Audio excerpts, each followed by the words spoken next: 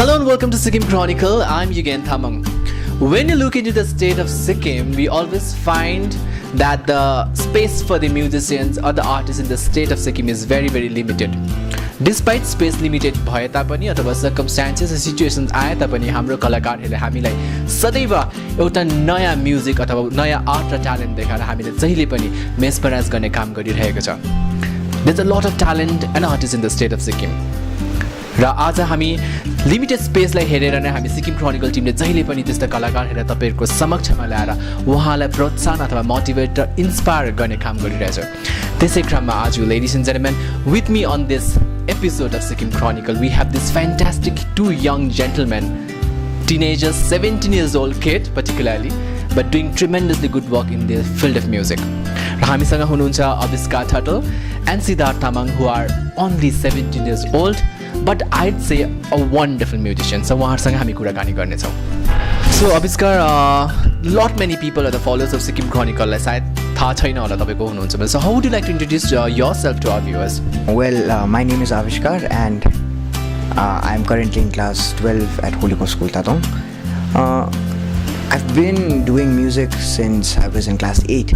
अनि अहिले चाहिँ we are performing in and around Gangtok. Hi everyone, I'm Sidharth Tamang.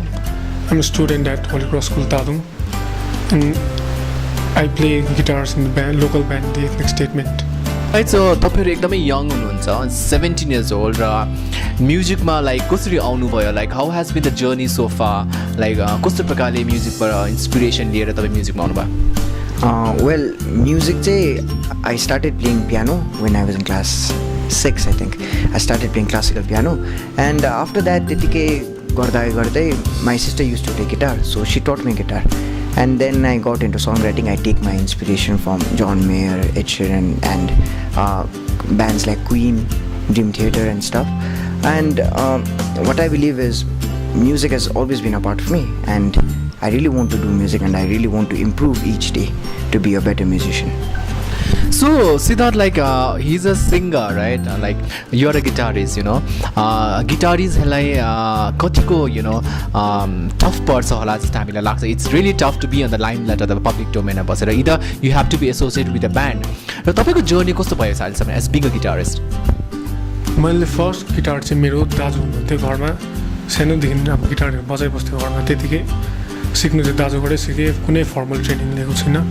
त्यसरी अन्त गिटारिस्ट हुनु चाहिँ अलिक साह्रै छ. सधैँ लाइमलाइटमा भोकलिस्टहरू मात्रै सुन्दा पनि भोकलिस्टको ब्यान्ड रहेछ अन्त अलिक अप्ठ्यारो हुन्छ. त्यही कारण गिटारिस्ट हुनु चाहिँ अलिक साह्रै छ. तर त्यतिकै अब मेन मोटिभ चाहिँ अब त्यो एउटा नामको लागि होइन, आफूले जे मनपर्छ अब त्यो गरेर त्यसमा नाम कमाउनु छ. त्यो जुनै अब ब्यान्डको थ्रुबाट होस् कि अब सोलो आर्टिस्टहरूसँग गरेर हुन्छ जसरी भन्. In fact, like I liked it when you said the main motive because like fame मात्रै कमाउनु हैन, but you're living your dreams or passion, right? That's so important and I congratulate you as well. So music भन्ने बित्तिकै like you know maximum of the parents अहिले पनि we think like music भनेको चाहिँ हबीमा मात्रै सीमित राख्नु अथवा don't make it a career. तपाईले कसरी लिनु भएको छ music? It's you are taking it as a hobby or you want to make it a career? Well, I've always wanted music to be my career. किनकि सानैदेखि नै I've been inspired by people who always took music seriously and हाम्रो घरमै पनि my parents are very supportive of what I do and they always support me in whatever I do, like writing, singing and even sports. They support me in everything, so I think I'm going to do music seriously because I always wanted to open a music school in Gangtok for the downtrodden. There is a music school in Kalimpong that goes by the name of Gandhi Ashram, so I want to open a similar school in Sikkim. So that's my dream. So it's like you're turning your passion into a career as well, right? Yeah. So people at this age they say that it is just a hobby, everything will pass and you should be serious, but I'm very serious about this and I really want to do it. Yeah. Okay, Sidharth, like how do you like take it, like guitar बजाएर just तपाईं भोलिको दिनमा you want to do something side by side मात्रै guitar बजाउने हो कि गिटारमा नै तपाईं as a guitarist you want to emerge as a very professional artist in future? मेरो ड्रिम चाहिँ सधैँको त्यही अब एउटा म्युजिकमै नाम बनाउँथ्यो. तर आई थिङ्क अब स्टडिजलाई साइड बाई साइड राख्दै गर्छु, सँगै अब ब्यालेन्स गर्नु अलिक साह्रै हुन्छ अब यो एजमा. ठिकै घरबाट नि तर सबैले जहिले पनि सपोर्ट गर्नुहुन्थ्यो मतलब लास्ट इयरतिर हामीले आफ्नो सिङ्गल्स रिलिज गर्नुभएको थियो अब रिकर्डिङहरूतिर लेट नाइट रिकर्डिङ्स हुन्थ्यो ट्युसनहरू पनि मिस हुन्थ्यो कति बेला र ठिकै चाहिँ सबै घरबाट पनि बुझिदिन्थ्यो तर सधैँ अब मैले चाहिँ म्युजिकलाई अब एउटा करियर बनाउने सोचेको छु अब हेरौँ कहाँ लान्छ म्युजिकले that's well and good like तपाईँले जस्तो प्रकारले कुरा गर्नुहुँदा to make it a career but like you are very young र अहिले सायद करियर बनाउँछु भनेर सायद मिल्दैन होला because it may change with time होइन र तैपनि लाइक तपाईँलाई के लाग्छ because you are very young and into music तपाईँले प्यासनेटली म्युजिकलाई पर्स्यु गर्न खोज्नुहुँदैछ so how important is academics education for you guys so how do you take it academics is very important because आजको जमानामा you will land up nowhere if you don't have a degree अनि having a degree is primary त्यो you have to go with it के हो त्यो सिस्टमलाई challenge गर्न सकिँदैन so I will pursue my masters and bachelors and I will have a degree but then after that I will do what I really want to do because you always need to have a backup, right? Academics is very important because degree ta sabai lai chahincha and but you know just being very studious is not enough hami sab jaga spread hunu parcha like if you are into sports well and good if you are into music or any other field of art or anything else it is very important to do that also because हाम्रो mind चाहिँ जति बेला एउटै चिज मात्रै गरिरहेको हुन्छ त्यो लेजी हुन्छ mind so we need to open up our minds as well So how do you take Sidharth? Like academics is important or music for you is important? Education is always important but following your passion is also more important like you should do everything in a balanced way like आज अब म music बनाउँदैछु अब भोलिको दिनमा मेरो म्युजिकले मलाई घर अब सेल्टर दिनु सक्ला तर नदिनु पनि सक्ला त्यही कारण अब एजुकेसन चाहिँ उयो राख्नु चाहिँ इम्पोर्टेन्टै हो Yeah, in fact, like even I personally feel that you need to balance your academics and your passion and your dream. So I guess that's very, very important. And once again, I really feel glad that तपाईले त्यो कुरा अहिले यो young age मा नै बुझिसक्नु भएछ. That's well and good. So let's come back to music. You know, like तपाईँको music चाहिँ मैले original पनि सुने अस्ति recently. It was released on YouTube and tremendously people are loving that music. So तपाईँको particular music को forte को कुरा गर्नु पर्दाखेरि चाहिँ tell us something about your music.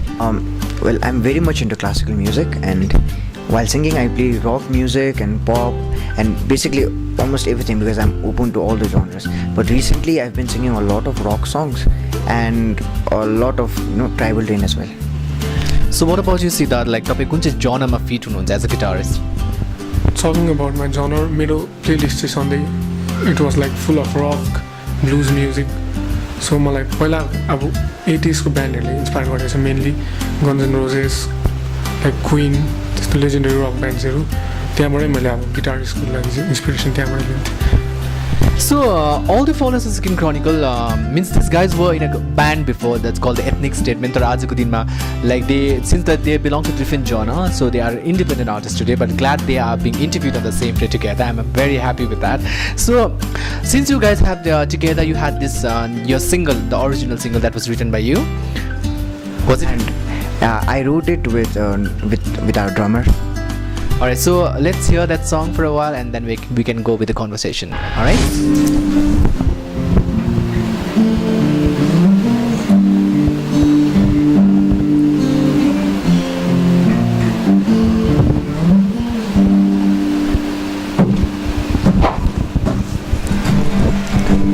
शून्यता तिमी बिना मेरो जीवनमा कहाँ छौ तिमी भन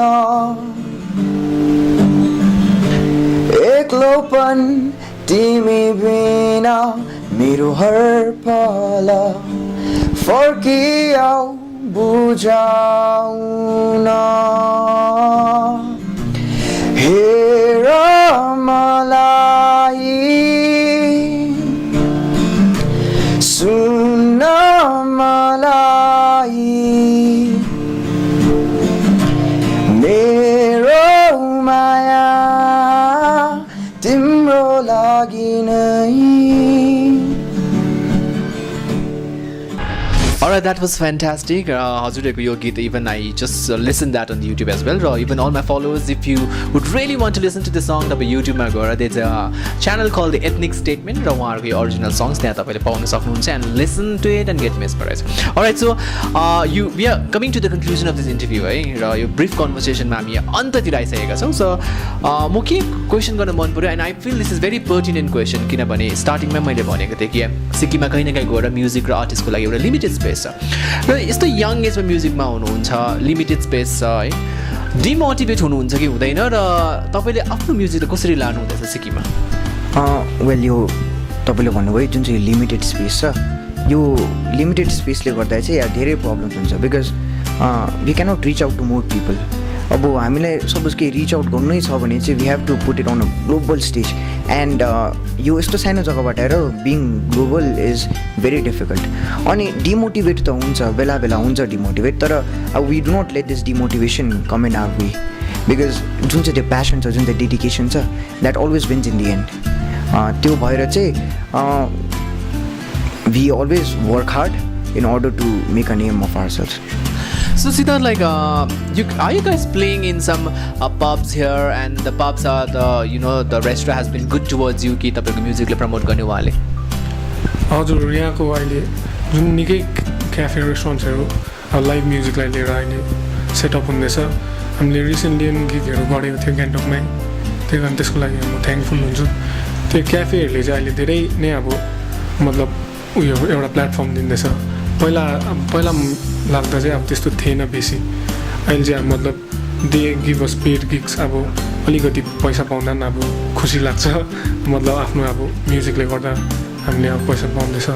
त्यसको लागि अब क्याफेहरूले चाहिँ धेरै क्याफे पब्सले चाहिँ अब म्युजिसियनहरूलाई उँभो लगाउनु चाहिँ धेरै अब उनीहरूको रोल छ. Alright, so even that is so apparent, yeah. Even if the owners of any pubs or restaurant you're watching this interview, I'd like to request you guys you guys should give them an opportunity and a platform किन हामीसँग यस्तो एकदम प्रतिभाशाली कलाकारहरू हुनुहुन्छ. So I guess your help is really needed. So anyways, ladies and gentlemen, we are at the end of this conversation. र अन्तमा एउटा प्रश्न छ तपाईँ दुईजनालाई नै कि तपाईँ अब very young 17 years old है लाइफ लामो हुन सक्छ, you never know. So आफैलाई अथवा 5, 10 अथवा 15 yearsमा कहाँ देख्नुहुन्छ in terms of your music? Musically 10 to 15 yearsमा I see myself teaching music to young kids, who are deprived of their basic rights and their basic requirements. Ani I see myself performing in and around the state, in and around the country as well. But for that, yeah, obviously I need to work very hard, and I've always wanted to be a teacher, so I think I will be a music teacher in the future. So what about you, Sidharth? After 10-15 years I see myself like performing in and around the town, state. Like recently I think our band will release our first album after my class 12 examinations, so that's all. So alright, so ladies and gentlemen, these are the two young, dynamic, vibrant and fantastic young 17-year-old musician from the state of Sikkim, independent artists in fact, ladies and gentlemen. Like, we feel that we should always support them. Like Aabhishkar said that he want to be a music teacher in future, and he said like he want to tour around in the country. र उहाँको ड्रिम्सलाई हामीले साथ support गर्नुपर्छ जस्तो हामीलाई लाग्छ. र त्यसै क्रममा if you guys are watching this interview, kindly go to their social media handles Aabhishkar, Thatal and Sidharth Tamang, र उहाँको म्युजिकलाई तपाईले आफ्नो अगाडि देख्न सक्नुहुनेछ, and you can listen to them and you can get mesmerized as well. So this is what we wanted to put our effort to bring up this talent in this digital platform, so that तपाईहरु पनि कहीं न कहीं गएर inspire र motivate हुन सक्नुहुनेछ. So this is it. So यस्तै प्रकारले हामी थुप्रो कलाकार अथवा प्रतिभाशाली व्यक्तित्वलाई तपाईहरुको सामुन्ने ल्याउने काम गरिरहनेछौं. त्यतिन्जेलसम्मको निम्ति मलाई बिदा दिनुहोस् along with Aabhishkar Tata and Sidharth Tamang. This is Yugen Tamang signing off for now for Sikkim Chronicle. Bye bye.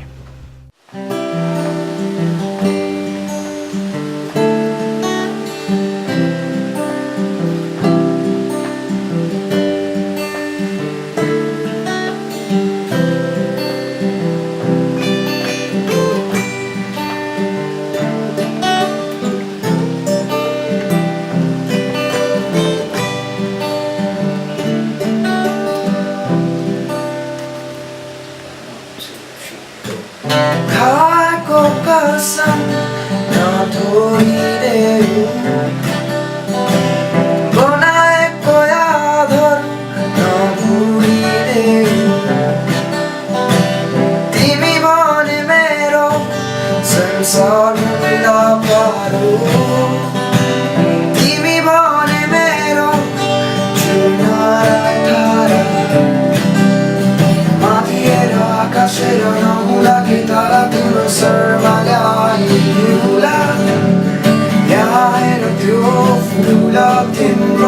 थाहा छ बनाइदिउँला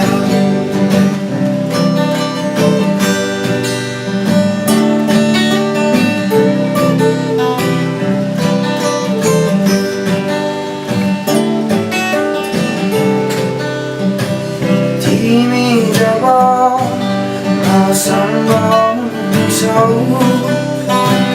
संसार मेरो खुसी हुन्छ तिमी जब टाढा हुन्छौ संसार मेरो अधुरो हुन्छ नहुँदा तिमी मलाई सम्झिराख